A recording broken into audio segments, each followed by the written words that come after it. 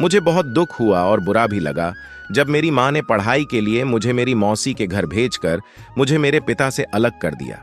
मैं 6 साल की थी और मुझे पढ़ाई से जैसे नफरत सी हो गई थी, क्योंकि पापा का स्नेह जो बीच में आ जाता था। अपने छोटे से शहर में मैं स्कूल से भाग जाया करती थी। मैंने टीचरों के नाक में दम कर रखा था। घर पर ट्यूशन टीचर्स बार बार बदलते रहते थे, क्योंकि या तो वे मेरे साथ टिक नहीं पाते थे या मैं ही नहीं टिक पाती थी। या तो उनकी छड़ियां मुझे मारते मारते टूट जाती या मैं लगातार रोती रहती थी। मेरे पापा मुझसे कुछ ज्यादा ही लाड करते थे।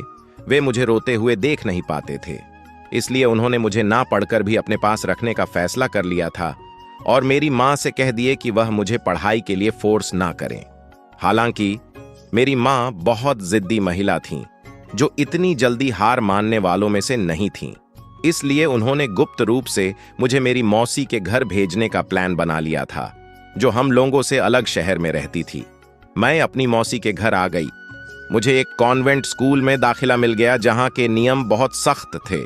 मेरे पास स्कूल से भागने का कोई रास्ता नहीं था। शुरू में मुझे इन किताबों और पढ़ाई नाम से नफरत थी। मुझे अपने पापा की याद बहुत आती थी और जब भी वे मुझसे मिलने आते थे तो मैं उनकी गोद में सिसकने लगती थी। यह हम दोनों के लिए कठिनाई भरा समय था। आस पड़ोस के लोग मेरी माँ को पत्थर दिल महिला कहकर 4 बातें भी कह दिए। हालांकि यह मेरे जीवन का एक महत्वपूर्ण मोड़ था, जो मुझे मेरे सुनहरे भविष्य और सुखद जीवन का एहसास करा रहा था। मौसी के घर मेरे अंदर एक बदलाव सा हुआ। माँ का दिखावे का जिद और पापा का स्नेह मेरे ऊपर जादू सा असर किया। मेरे भीतर पढ़ने की ललक और किताबों के प्रति रुचि बढ़ गई।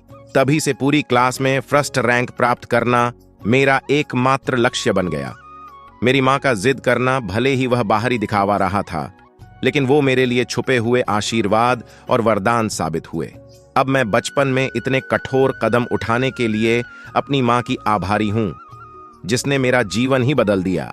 दोस्तों, कहते हैं पूत कपूत हो सकते हैं पर माता कभी कुमाता नहीं होती। इसी कहावत को साबित करती है नफरत नामक छोटी सी कहानी आपको कैसी लगी कमेंट करके बताइएगा जरूर।